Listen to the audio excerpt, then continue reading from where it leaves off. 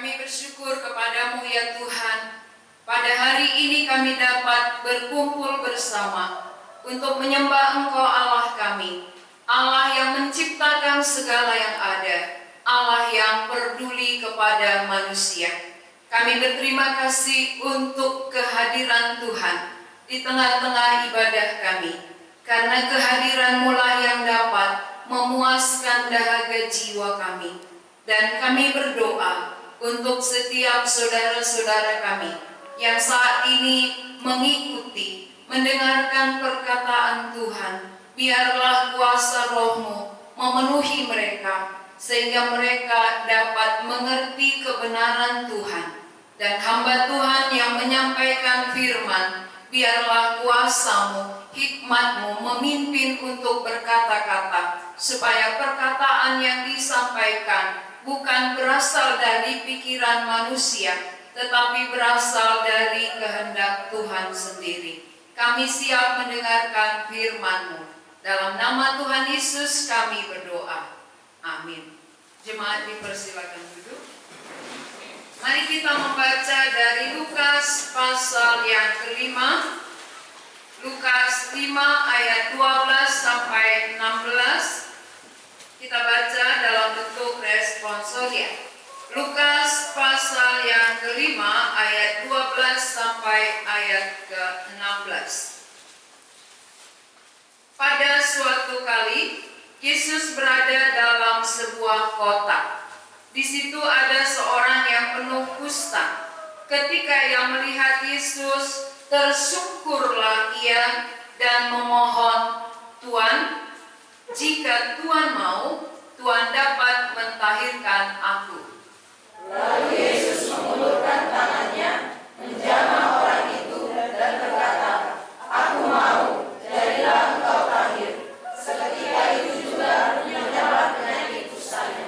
Yesus melarang orang itu memberitahukannya kepada siapapun juga dan berkata, "Pergilah, perlihatkanlah dirimu kepada imam, dan persembahkanlah untuk pentahiranmu persembahan seperti yang diperintahkan Musa sebagai bukti bagi mereka." Tetapi karena Tuhan Yesus makin jauh tersiar, dan datanglah orang banyak berbondong-bondong kepadanya untuk mendengar dia dan untuk disembuhkan dari penyakit mereka. Akan tetapi ia mengundurkan diri ke tempat-tempat yang sunyi dan berdoa. Tema khotbah kita hari ini, adakah yang peduli pada orang kusta? Saudara-saudara yang dikasihi Tuhan, penyakit kusta adalah penyakit yang berbahaya, penyakit yang menjalar, dan dari zaman ke zaman penyakit ini sudah ada dan sulit untuk disembuhkan. Sehingga biasanya kalau orang yang kena penyakit kusta, biasanya dia disingkirkan. Dia tidak bisa bergaul dengan masyarakat. Ini biasanya orang yang sakit kusta. Keluarganya sendiri pun tidak mengizinkan dia di rumah. Dia harus di luar rumah. Jadi makanannya diantar. Ini dari mulai dulu. Tetapi kita melihat bahwa ada dalam perjanjian lama satu panglima besar yang bernama Naaman. Nah, Naaman ini juga kena penyakit kusta. Tetapi waktu itu yang melayani dia atau yang menyembuhkan melalui Nabi Elisa. Nabi Elisa bukan menjamah dia, tetapi malah Nabi Elisa katakan, "Pergilah ke sungai Yordan, mandilah sebanyak 7 kali." Ini gak masuk akal, karena sungai Yordan ini kotor. Nah, dalam pikiran Naaman, paling tidak dia meletakkan tangannya di atas kepalaku atau menjamah tubuhku yang sakit, lalu aku bisa sembuh. Namun bukan itu yang dilakukan oleh Nabi Elisa. Tapi dia hanya mengatakan, "Pergilah, mandilah sebanyak 7 kali ke sungai Yordan." Kenapa hal ini dilakukan oleh Nabi Elisa? Untuk melihat hati Naaman ini, apakah yang dikatakan oleh seorang nabi yang dipakai Tuhan Tuhan ini berkuasa. Apakah yang dikatakannya ini jadi? Kalau dia tidak percaya, maka dia akan pergi tanpa melakukan apa yang dikatakan oleh Nabi Elisa. Nah, awalnya dia nggak percaya, saudara. Awalnya dia katakan, bukankah di kota kami, di negeri kami lebih banyak sungai, sungai yang baik dan bagus. Kenapa mesti mandi ke sungai Yordan yang kotor? Tapi ajudannya, anak buahnya mengatakan, apa sih sulitnya mandi? Kenapa nggak dilakukan saja apa yang dikatakan Nabi itu? Mana tahu dengan cara seperti itu Tuhan akan sembuh. Akhirnya atas dorongan mereka, dia pergi, dia lakukan. Nah, saudara ingat ya, waktu Petrus melakukan penjala ikan, dia bukan percaya awalnya, tapi sesudah melihat hasilnya, baru dia tersungkur menyembah Tuhan. Sekarang Naaman juga tidak percaya. Awalnya ketika Nabi Elisa katakan pergi mandi 7 kali, dia tidak yakin. Tapi dia lakukan. Sesudah dia mandi 1 kali, tidak ada perubahan. 2 kali, tidak ada perubahan. 6 kali, tidak ada perubahan. Akhirnya 7 kali, barulah kulitnya kembali bersih. Ini artinya apa? Yang dikatakan oleh Nabi Elisa itu berasal dari Tuhan. Berasal dari Tuhan, sehingga berkuasa. Nabinya dipakai Tuhan, maka perkataan yang disampaikannya jadi. Sehingga Naaman menjadi sembuh kembali. Dia pulih dari kustanya. Nah, sekarang pada zaman Tuhan Yesus ada lagi orang yang sakit kusta. Bagaimana dengan orang sakit kusta ini? Biasa dihindari orang banyak, dihindari masyarakat, dihindari oleh keluarga, lalu juga tidak bisa beribadah. Ini salah satu hal yang sangat berat. Kalau pada zaman Tuhan Yesus dulu belum ada live streaming seperti sekarang. Ya, kalau ada live streaming mungkin orang kustanya biar laku dari rumah aja gitu. Tapi ini belum ada. Maka dia tidak boleh datang ke bait suci, tidak boleh beribadah, berkumpul bersama dengan orang Yahudi. Orang Yahudi paling anti dengan orang kusta. Orang Yahudi menganggap orang kusta ini adalah orang yang dihukum Tuhan. Maka perlu disingkirkan. Tidak boleh datang beribadah. Tidak boleh berkumpul. Ya, maka dia tidak berani karena itu dilarang keras. Jadi orang kusta pada zaman Tuhan Yesus adalah orang yang dianggap najis, orang yang diabaikan, orang yang tersingkir, tidak dihargai. Tetapi ketika dia mendengar kabar, mendengar berita tentang Tuhan Yesus yang peduli kepada setiap manusia, maka dia memberanikan diri untuk datang. Kita perhatikan apa yang dia katakan ketika dia melihat Yesus dari ayat 12 itu. Ketika dia melihat Yesus, tersungkurlah ia dan memohon, Tuhan, jika Tuhan mau, Tuhan dapat mentahirkan aku. Jika Tuhan mau. Apa maksudnya jika Tuhan mau? Jika Tuhan mau itu artinya tidak ada masalah bagi Tuhan untuk melakukan ini. Tuhan itu berkuasa. Yang penting sekarang maukah Tuhan? Apakah Tuhan berbelas kasihan kepadaku? Itu saja. Kalau kuasanya dia tidak ragukan lagi. Kuasa Tuhan Yesus untuk mentahirkan kustanya dia tidak ragukan. Dari mana muncul keyakinannya ini? Tentu dari pendengaran.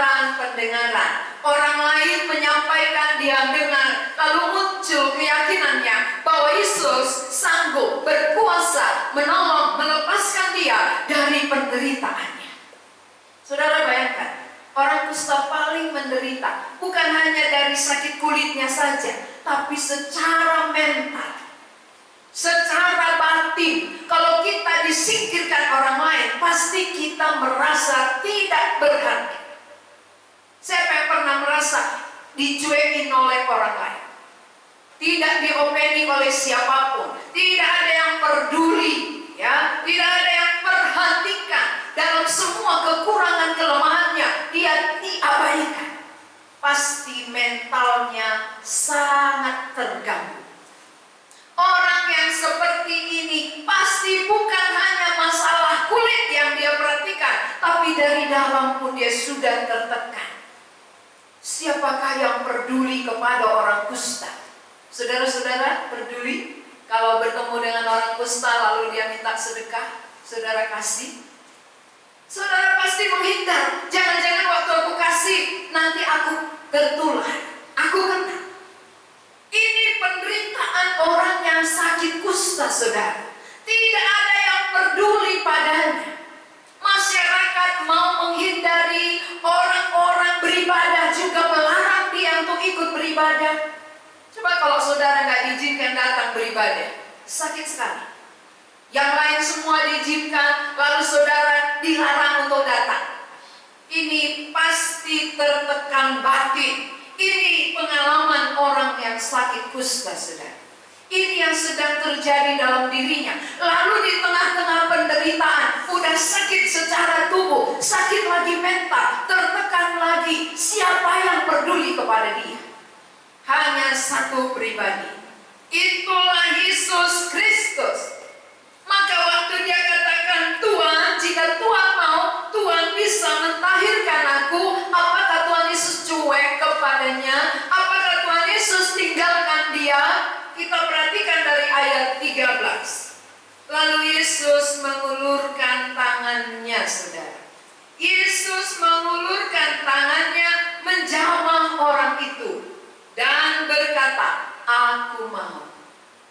Aku mau, jadilah engkau tahir. Seketika itu juga lenyaplah penyakit kustanya.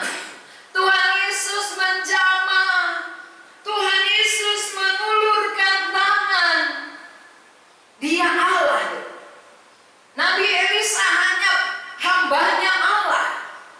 Hamba Tuhan, Nabi Elisa malah suruh mati 7 kali, dia tidak pegang, dia tidak keluar. Sekarang Allah yang kudus datang.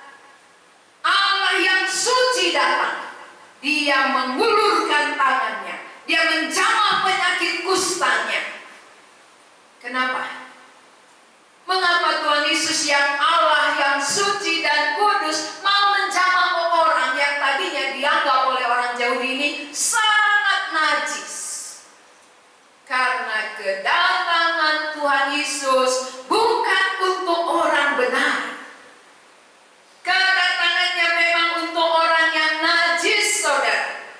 Maka perhatikan nanti siapa-siapa yang dijumpai oleh Tuhan Yesus. Yang diabaikan, yang disingkirkan, yang tidak dihargai, yang dianggap berdosa, itu yang dijumpai Tuhan. Oleh karena tujuan dia datang memang mencari orang berdosa. Dia bukan mencari orang yang merasa diri benar, tapi dia mencari orang yang dianggap najis oleh manusia. Tapi justru yang najis inilah yang perlu diampuni, perlu disucikan, sehingga dia layak di hadapan Tuhan. Tanpa kehadiran Tuhan, semua manusia najis. Tidak ada manusia yang benar tanpa Kristus membenarkan. Jadi mengapa dia menjamah? Mengapa dia ulurkan tangannya? Dia mau membuktikan, aku yang suci, aku yang Allahmu datang mencari engkau yang najis. Jadi orang kusta menjadi salah satu contoh. Maka bukan semua orang kusta dia sembuhkan. Ini hanya menjadi contoh bahwa kedatangan Tuhan Yesus ke tengah-tengah dunia mencari orang berdosa, mencari orang yang tidak layak. Itulah salah satu orang kusta. Nah, ketika dia sudah menjamah orang itu menjadi tahir. Apa beda tahir dengan sembuh? Kalau sembuh, misalnya ada luka bakar di sini, sembuh, masih bisa ada bekasnya. Itu arti sembuh. Tapi kalau tahir itu seperti kulit semula, nggak ada bekas. Inilah yang dilakukan oleh Tuhan Yesus terhadap orang kusta. Tahir artinya sempurna, kesembuhan yang dilakukan Yesus. Tidak ada bekas. Berarti dia pulih seperti kulit semula, kulit awal. Jadi pekerjaan Tuhan tidak tanggung-tanggung. Pekerjaan Tuhan Yesus tidak setengah-setengah, tetapi tuntas. Dia mengerjakan secara tuntas. Maka sekali kita diampuni, dosa kita sudah selesai. Dan Tuhan katakan, aku tidak mengingat-ingat dosamu lagi. Ini yang dikerjakan Tuhan. Tuhan bekerja tuntas. Dia tidak bekerja sedikit-sedikit, tetapi sekaligus, ya, dia selesaikan.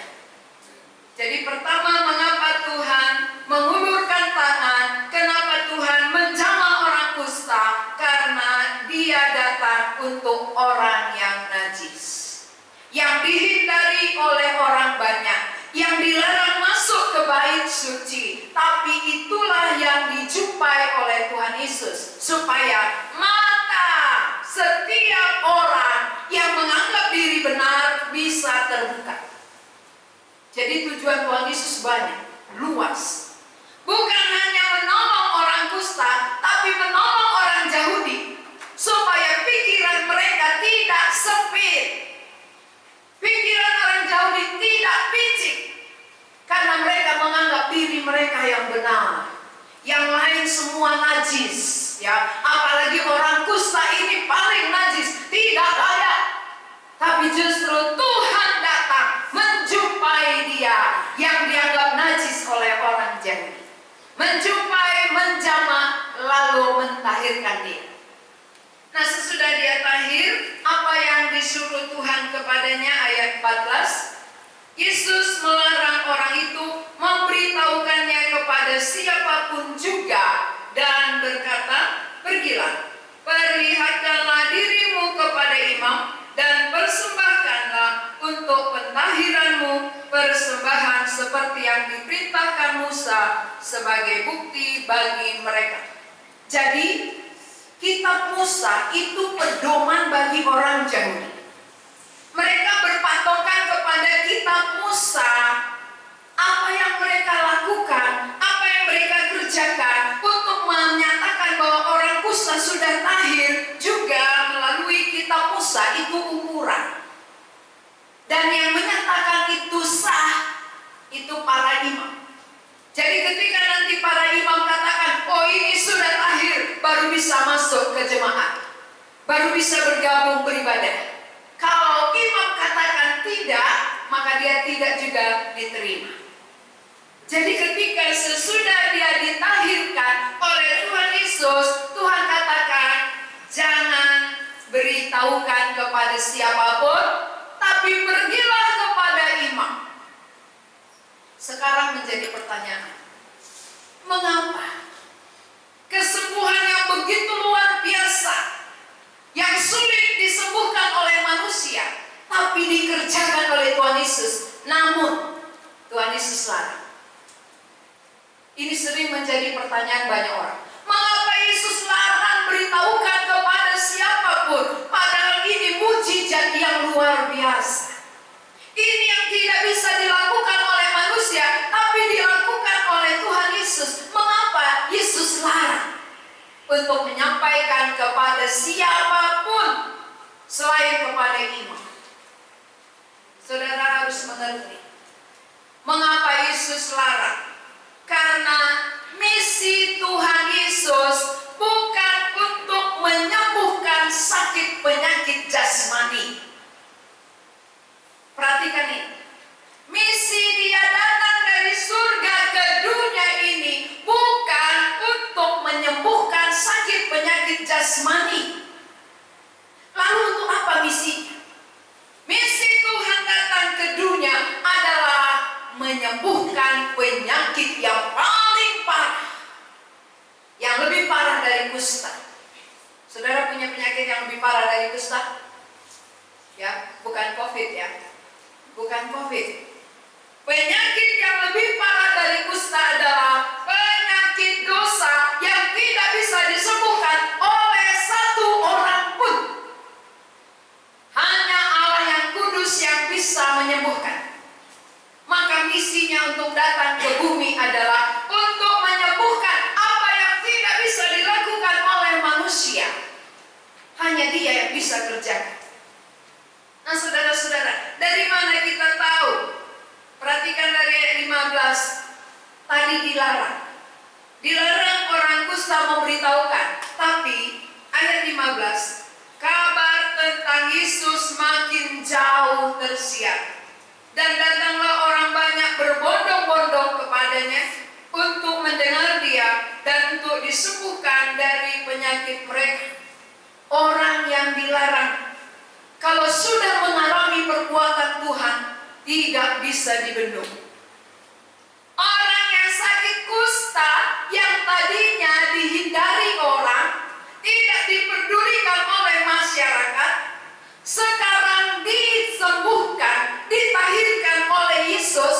Dia tidak bisa tutup mulut, saudara, walaupun dilarang. Jadi orang yang sudah mengalami perbuatan Allah yang besar dalam hidupnya, dia tidak bisa diam.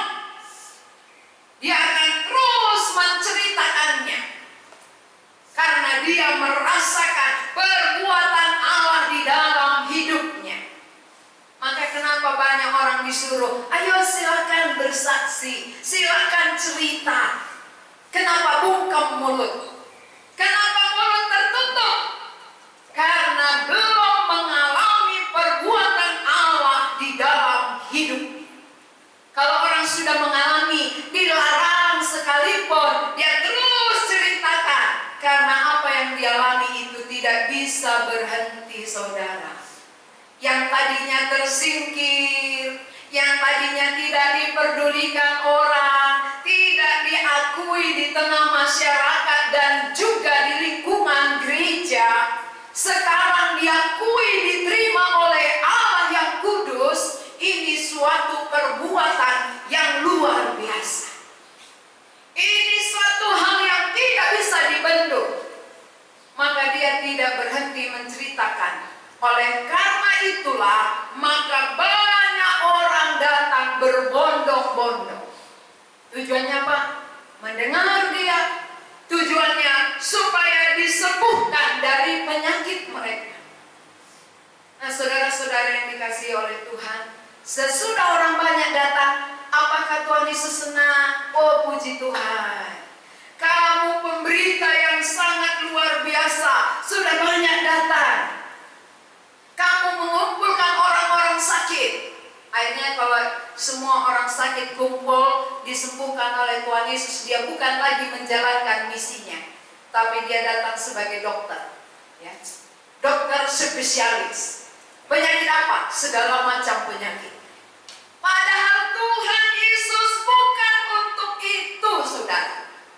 Kedatangannya bukan untuk penyakit jasmani. Lalu mengapa orang kusta tadi ditolong? Kalau memang bukan itu tujuannya. Supaya memperlihatkan, ya, tujuannya menolong orang kusta tadi, menyatakan kepada dunia, menyatakan kepada orang Yahudi khususnya, bahwa kedatangan Yesus adalah untuk orang najis, untuk orang berdosa, untuk orang yang dianggap tidak layak. Itu kedatangannya, itu misinya. Jadi saudara-saudara, sesudah orang banyak datang, apa yang dikerjakan Yesus? Dari sini kita bisa belajar, oh memang betul, misinya bukan untuk menyembuhkan. Kalau memang misinya untuk menyembuhkan, berarti kan dia akan tinggal di satu kota, lalu undang semua orang, silakan datang semua yang sakit, segala macam penyakit pasti sembuh. Kan bisa, gak perlu dia pergi, gak perlu dia capek. Tapi kenapa bukan itu yang dia lakukan? Karena memang bukan itu misinya. Perhatikan ayat 16. Akan tetapi ke tempat-tempat yang sunyi dan berdoa. Banyak orang datang dia pergi. Oh, ini aneh ya. Orang datang biasanya kita sambut, kita senang. Ini malah banyak orang datang berbondong-bondong. Tuhan Yesus pergi. Ini nggak pernah kalian baca ya, jarang dibaca. Biasanya kalau orang pelayan itu dia cari-cari orang bisa dilayani. Tapi Tuhan Yesus malah orang banyak sudah datang berbondong-bondong, dia menghindar. Akan tetapi ia mengundurkan diri ke tempat yang sunyi dan berdoa untuk memperjelas misinya. Misi Tuhan Yesus datang dari surga bukan untuk mengatasi perkara-perkara daging, perkara-perkara kulit, perkara-perkara lahiriah, tapi dia datang untuk menyelesaikan perkara yang paling besar, itulah dosa manusia. Untuk itulah Yesus datang. Maka tujuannya datang adalah untuk perkara yang besar, tapi kita tidak melihat itu. Bahkan kalau kita mendengar kata dosa, kita tutup telinga, gak enak dengar. Kita tutup kuping.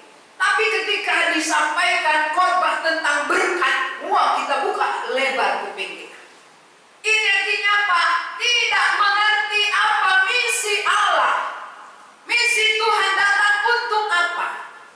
Kalau kita mengerti apa misinya, pasti kita menyadari apa sebenarnya misi Tuhan terhadap diriku. Jadi saudara-saudara yang dikasihi oleh Tuhan Yesus, mata rohani kita perlu dicelikkan. Bukan hanya mata jasmani kita. Kalau hanya sebatas mata jasmani celik, maka yang dia lihat hanya perkara-perkara lahiriah. Mata jasmani melihat perkara dunia, mata rohani melihat perkara kekal. Itulah perkara yang dipikirkan oleh Allah. Itulah perkara yang menjadi misi Yesus datang ke tengah-tengah dunia ini. Nah, saudara-saudara yang dikasihi, yang sudah percaya, apakah misi Yesus ada di dalam pikiran kita? Apakah misinya menjadi misi kita? Ini harus menyatu. Kalau kita katakan, aku sudah beriman, aku sudah percaya, lalu misi Tuhan adakah dalam diri kita untuk kita kerjakan bersama? Tuhan Yesus sudah mengerjakan misinya sampai di kayu salib. Dia tidak tanggung-tanggung mengerjakan misinya. Sambil dia mengajar, sambil menyatakan untuk siapa dia datang, tetapi tidak sampai di situ saja. Dia menolong banyak orang, tapi bukan itu misinya. Ketika dia tolong orang lapar bisa kenyang, bukan itu misinya. Ketika orang sakit disembuhkan, bukan itu misinya. Ketika banyak persoalan kita diselesaikan, bukan itu misinya. Maka kalau kita tidak mengerti misi Yesus, kita tidak akan mengerti kehendaknya untuk hidup kita. Maka banyak manusia hanya memaksakan keinginannya, kehendaknya, karena tidak mengerti misi Allah. Tapi orang yang tahu misi Allah, dia tidak akan pernah memaksakan keinginan dan kehendaknya, tapi dia mau supaya misi Allah jadi dalam dirinya, jadi pada keluarganya, jadi kepada semua orang. Karena kita bersatu dengan Allah. Orang yang bersatu dengan Allah punya misi yang sama dengan Allah. Jadi saudara-saudara yang sudah percaya, apa misi saudara? Untuk apa saudara diselamatkan? Apa perjuangan saudara? Kalau kita katakan, aku sudah percaya, aku sudah selamat, tapi kalau perjuangan hanya lahiriah saja, berarti tidak satu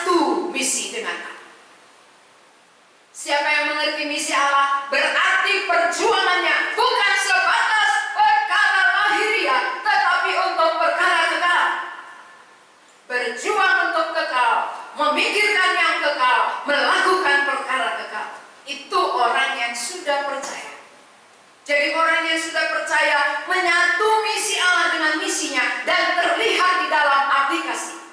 Sudahkah teraplikasi? Jadi kita nggak bisa pertahankan. Aku sudah percaya. Bukti percaya. Kalau memang sudah percaya, adakah misi Allah tertanam dalam pikiran saya? Adakah misinya tertanam dalam hati saya? Apakah misi Allah mendorong saya menyatakan itu kepada semua orang? Itu artinya mengerti. Orang mengerti misi Allah akan terlihat di dalam aplikasi. Kalau dibilang aku percaya tapi tidak ada aplikasinya, itu bohong, ya. Itu tidak benar. Semua perlu bukti. Semua perlu nyata. Orang kusta terbukti tahir, dia disuruh diam pun tidak bisa diam. Dia terus sampaikan kepada orang lain. Ya, jadi hari ini saudara, kita melihat bahwa adakah yang peduli pada orang kusta? Hanya satu orang. Itulah Yesus. Adakah yang peduli pada hidup saudara? Kalau saudara mati atau hidup? Adakah yang peduli pada persoalan saudara? Apa yang sedang saudara hadapi? Mungkin kita katakan, akulah yang paling banyak masalahku, aku paling banyak persoalanku. Nah, siapakah yang peduli kepada saudara saat ini? Tuhan Yesus peduli kepada orang-orang yang terabaikan. Peduli kepada orang yang mengalami ketertekanan. Peduli kepada orang yang punya masalah. Tapi ingat, walaupun dia peduli kepada orang kusta, walaupun orang kusta ditahirkan, bukan sebatas itu yang dia inginkan. Tetapi yang dia inginkan, yang dia harapkan, supaya membuka mata semua orang bahwa orang kudus datang dari surga tidak merasa najis terhadap orang kusta. Karena kedatangannya memang untuk menyucikan orang najis. Jadi kalau dia sendiri yang kudus pun menjumpai orang najis, mengapa kita yang sudah disucikan tidak peduli kepada orang lain? Tidak mau tahu dengan orang lain, apakah dia mati di dalam dosanya? Berarti saudara tidak memikirkan apa misi Tuhan Yesus datang ke bumi. Jadi sekarang, bagi yang belum sampai kepada iman, apa persoalan saudara? Coba bukakan. Kalau orang kusta tadi katakan, Tuhan, jika Tuhan mau, Tuhan bisa tahirkan aku. Dia tahu persoalannya. Dia tahu apa yang membuat dia berat. Lalu dia tidak ragu kuasa. Persoalan yang paling berat yang saudara hadapi saat ini apa? Makanya muka kita berat-berat. Yang jarang senyum. Saya perhatikan awal datang, sana murah, sini cemberut, sana murah apa enggak murah senyum gitu. Kenapa? Apa yang membuat? Pasti persoalan lahiriah yang kita pikirkan. Jarang orang mukanya berat karena menyadari betapa beratnya dosaku ini Tuhan. Tidak ada yang sanggup menyelesaikannya selain Engkau. Kalau itu membuat muka kita berat, kalau itu membuat kita tertekan, itu membuat kita sedih, pasti Tuhan akan jumpai kita. Tapi sering sekali yang membuat kita berat selalu perkara lahiriah, perkara duniawi, perkara tubuh. Tidak pernah sedih oleh karena perkara kekal. Siapa yang pernah menangisi saudara-saudaranya, orang tuanya yang mati masuk neraka? Itu artinya Tuhan Yesus datang memikirkan semuanya. Lalu kita sudah mengerti akan hal itu, mengapa berdiam diri? Kalau kita tahu misi Allah, kita tidak akan pernah berdiam diri. Karena masih banyak keluarga kita yang tenggelam di dalam dosanya. Dia tidak mampu keluar dan tidak ada yang sanggup menolong selain Allah yang suci yang datang dari surga. Bagaimana dia bisa lepas kalau kita tidak perkenalkan? Apa Apakah misi Allah itu ada pada kita? Apa tindakan kita? Apa aplikasinya, saudara-saudara? Jangan nanti sesudah keluarga kita, saudara-saudara kita mati dalam dosanya, akhirnya kita tangisi. Wah, saya tapi waktu hidup kita nggak pernah tangisi. Sesudah mati kita menjerit, nggak ada gunanya. Selagi hidup ini kesempatan menceritakan bahwa ada yang datang dari sorga, yang kudus mau menguduskan kita, yang suci mau menyucikan kita. Karena itu yang bisa menolong, itu yang bisa melepaskan manusia dari persoalan yang paling berat. Satu manusia pun tak sanggup menolong. Kalau orang kusta tadi, sekarang mungkin sudah ada obatnya. Tetapi dosa dari zaman ke zaman tidak ada obat kalau bukan datang dari sorga. Hanya ini obat yang dari sorga, saudara. Yang lain semua adalah dari orang-orang ahli. Para ahli menemukan ya vaksin dari para ahli. Tapi obat dosa yang turun dari sorga. Saudara mau yang mana? Vaksin COVID atau vaksin dari sorga? Kalau vaksin yang dari Allah, satu kali vaksin tidak mati selamanya. Kalau vaksin corona masih bisa kena ya. Udah divaksin, belum jaminan nggak mati-mati ya. Udah vaksin mati juga. Tapi kalau dari Allah kita menerima vaksin dosa, sekali kita terima, kita tidak akan mati untuk selama-lamanya. Ya. Dan mati, saleleng-leleng. Ya, jadi saudara mau yang mau vaksin sebentar lalu mati atau vaksin yang kekal tidak mati-mati lagi. Itulah misi dari Tuhan Yesus datang. Jadi kita harus menyadari, mengerti mengapa Dia larang orang kusta menceritakan kepada siapapun, karena bukan itu misinya. Jadi misinya harus sampai. Misi Tuhan Yesus adalah menyelamatkan jiwa manusia, memperkenalkan dirinya bahwa Dialah Allah satu-satunya yang berkuasa menolong kita, melepaskan kita dari persoalan yang paling berat. Itulah dosa yang mematikan. Karena upah dosa ialah maut. Maut itu pasti semua alami. Tapi Yesus sudah mati untuk mengalahkan maut. Maka orang yang menerima ini, dia akan hidup. Dia tidak akan mati lagi, tapi hidup selama-lamanya. Percayakah saudara bahwa kedatangan Yesus untuk memberi vaksin supaya saudara hidup tidak mati lagi? Ya, ini yang perlu kita terima. Maka buka mata rohani kita agar lebih luas. Jangan sempit. Kalau hanya mata jasmani yang kita pakai, pasti perkara-perkara dunia saja yang kita lihat. Masalah-masalah di sekitar kita yang kita lihat. Lalu itu yang mempengaruhi kita. Itu yang menekan kita. Itu yang membuat kita berat. Padahal Tuhan mau membawa kita luas. Hidupmu tidak sebatas di bumi ini. Tetapi hidup manusia ada sekali lagi di sorga. Dia mau bawa kita memandang ada kekekalan. Jadi hari ini saudara, mengapa Dia sembuhkan orang kusta? Supaya mata rohani orang Yahudi, mata rohani masyarakat terbuka untuk apa Yesus datang. Kedatangannya adalah untuk orang berdosa, untuk orang najis, dan kedatangannya misinya bukan untuk hal-hal jasmani, tetapi untuk perkara rohani.